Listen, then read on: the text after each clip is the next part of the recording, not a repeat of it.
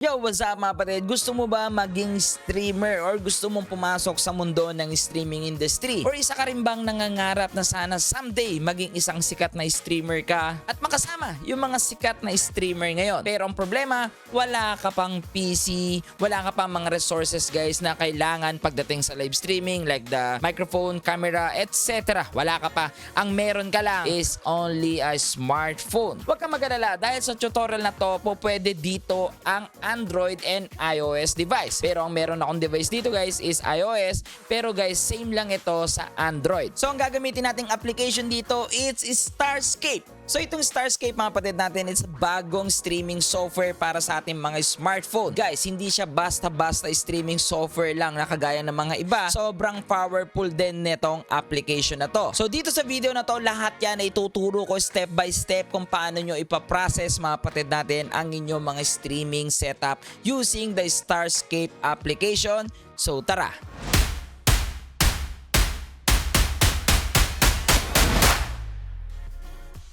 Naghanap ka ba ng mga high animated streaming layout? Sobrang linaw, sobrang ganda. Yung mag-i-step up talaga or mag-level up talaga ang yung streaming design. So saktong-sakto ka dahil this video is sponsored by Onda TV. Onda TV, nandito na ang lahat ng needs mo kung ikaw ay streamer or content creator. Pwede kang gumawa ng sarili mo dito mga badges or avatar. May mga iba't ibang overlays din para sa different platform. And ang lahat ng klase ng template meron dito para sa iyong streaming layout. Once na nakapili ka na, meron kang option if you buy a single or a package. But I must recommended na bilhin mo ang package dahil meron ka ng overlay, stream alerts like followers, donations, new subscriber, and etc. At syempre, nandito rin ang webcam overlay at napakarami pa. So, ang lahat ng ito, it's all animated and high quality. Ayos na ayos, diba? Sobrang gaganda ng mga streaming layout na meron dyan sa Onda TV at lagi silang gumagawa ng mga bago para hindi sila mahuli kung ano man ang meron sa mga design pagdating sa streaming setup. So, napakadali lang naman yan mga patid. Milalabas dyan na link sa screen at nasa description box www.ondaggs/boss_Lucio. At mga patid natin, meron tayong secret code or the promo code mga patid natin na automatic 50% off na yan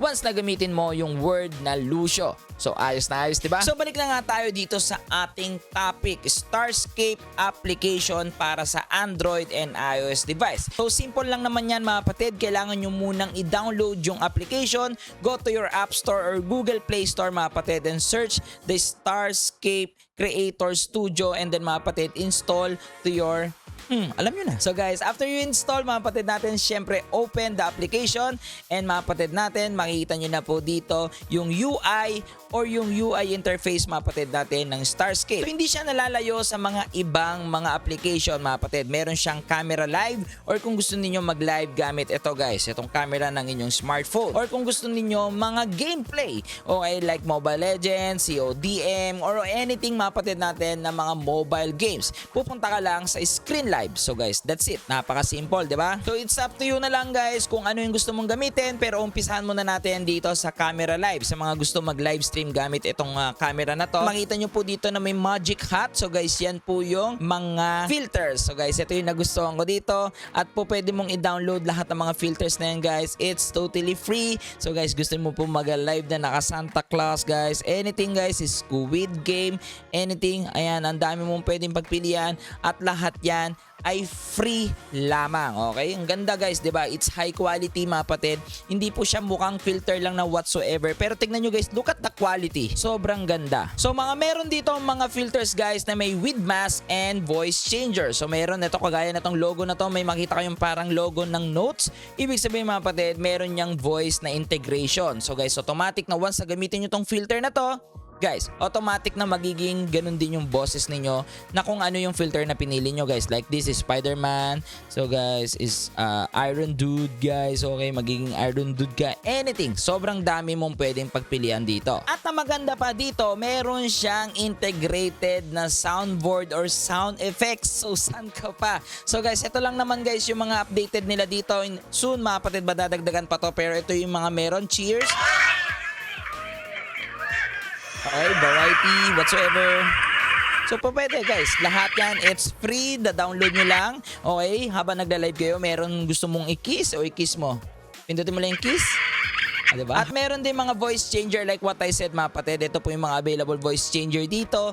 Lahat yan, it's totally free. So ngayon, puntahan na natin dito yung pinaka main topic. Ito for sure yung mas maraming gagamit dito, yung gameplay or yung screen live. So guys, ito i-click nyo lang or slide left nyo lang guys or slide right. Depende kung saan kayo nakaharap. So guys, once you click that, mga kapatid, makita nyo na po itong screen live. So dito si screen live mga kapatid natin, swipe left nyo lang siya guys or swipe right guys, lalabas po itong mga widgets and everything. So click nyo lang po yan, overlay, and guys, makita nyo po dito na may basic style. So sa basic style mga kapatid, nandito na po yung mga built-in overlay para sa inyong live streaming guys. Lahat yan is free, pwede nyo po yung gamitin. Wala pong copyright yan. Yan ang maganda dito sa Starscape. Pero syempre mga kapatid natin, dito tayo sa advanced mode. Kasi mga kapatid natin, mas gusto kong maggumawa ng sarili kong design. So ngayon dito, umpisahan na muna natin sa video. So sa video guys, isa to sa nagustuhan ko dito sa Starscape application. It's yung portrait and landscape mode. So may option ka if want to play na naka-portrait or naka-landscape. Pero guys, syempre landscape tayo. And guys, pwede mo pong i-adjust ang iyong background mga kapatid natin. It's up to you.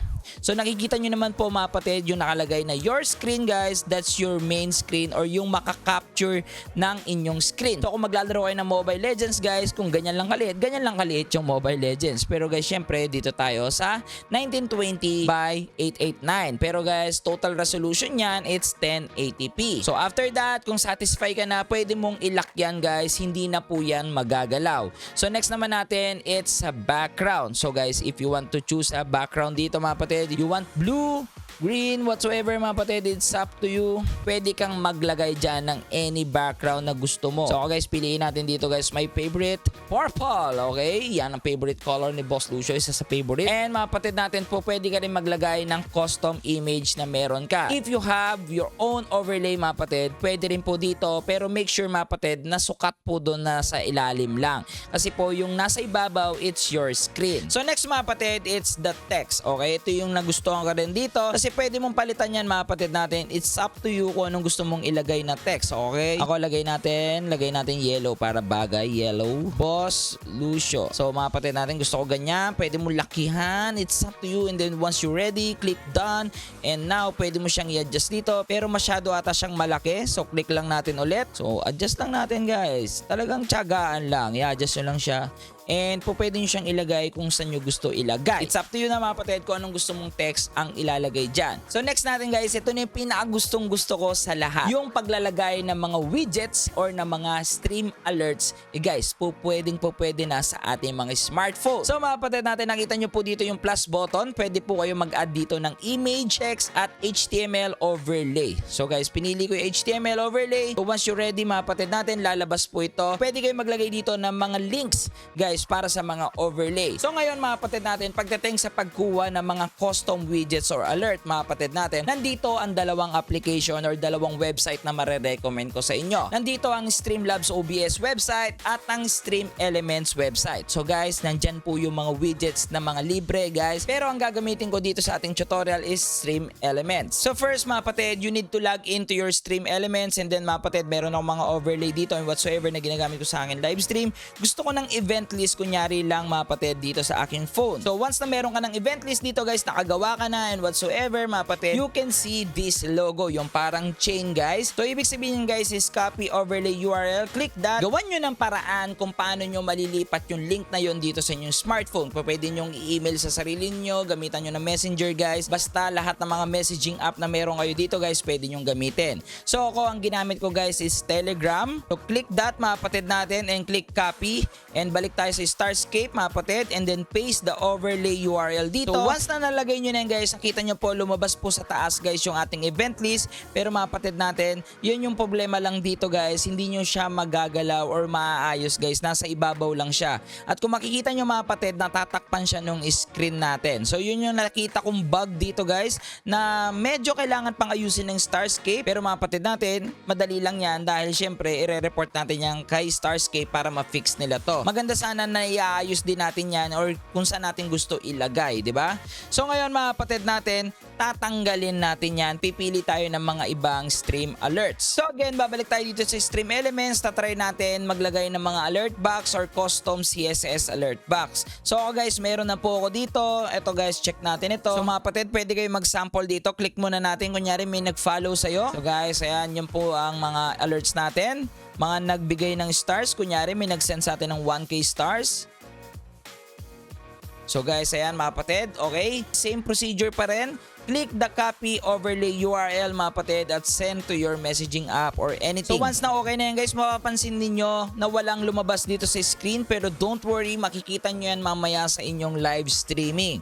So guys, once na okay na, ready na ang lahat, click done. So once na okay na kayo guys, balik lang kayo dito sa screen live. So makikita nyo po dito yung ready. So once you click that mga kapatid, makikita nyo po dito yung iba't ibang mga platforms, Facebook, YouTube, Twitch. Pero mga kapatid, if you want to use custom RTMPS mga kapatid, pwede rin. So guys, once you choose this, pwede kayo maglagay dito ng URL and then the stream key. So napakadali lang yan mga kapatid natin para makuha ang inyong mga server URL and stream key. So punta lang kayo dito sa inyong browser mga kapatid or Safari or Chrome whatsoever. Puntahan nyo lang ang Creator Studio guys at puntahan ninyo dito ang inyong live producer. Makikita nyo po dito yung stream key, click copy that, and mga kapatid para sa server URL, makikita nyo rin po dito guys, click copy and paste here guys sa Starscape application. So once na okay na guys, ito na yung pinakagustong gusto ko dito guys sa mga ganitong application. Click next and mga kapatid, meron na po dito pick a game. Okay, Mobile Legends, stream title, pwede na maglagay, description, whatsoever. At pwede nyo pong ayusin dito guys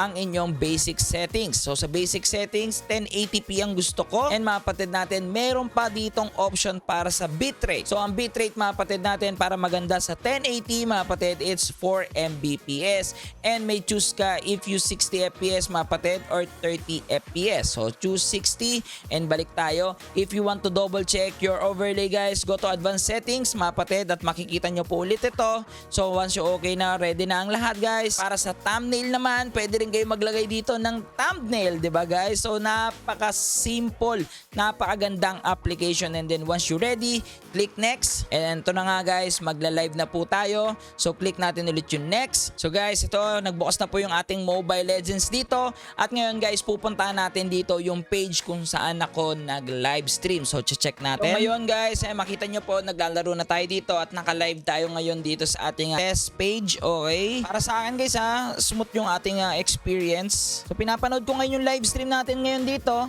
Okay, malinaw naman siya. At so far, wala naman nagiging problema. Okay na okay naman siya guys. So yun yung importante dito guys. Okay, yung linaw at guys yung smoothness ng ating live stream. So far guys, wala akong masabi dito sa Starscape guys. Napakalaking factor ng mga pag-change ng bitrate, the resolution and anything. So yun mga kapatid natin, sobrang solid. Okay, wala akong masabi mga kapatid natin. Sobrang helpful netong mga ganitong application para sa mga gusto mag-umpisa sa live streaming na wala pang mga PC or iba pang mga resources na needs pagdating sa streaming industry. So ngayon, puntahan natin yung aking final thought about the application. Yes, mga kapatid natin, may mga onti pang bugs, pero mga kapatid natin, sobrang daming big features na kailangan ninyong mga streamer guys. Okay, lalong-lalo na yung mga resolution output guys, napakalaking bagay niyan sa mga gumagamit lang ng mga smartphone. Lalo na sa mga low-end phone guys, if you want to stream a high quality guys, the 1080, 60 FPS, high bitrate,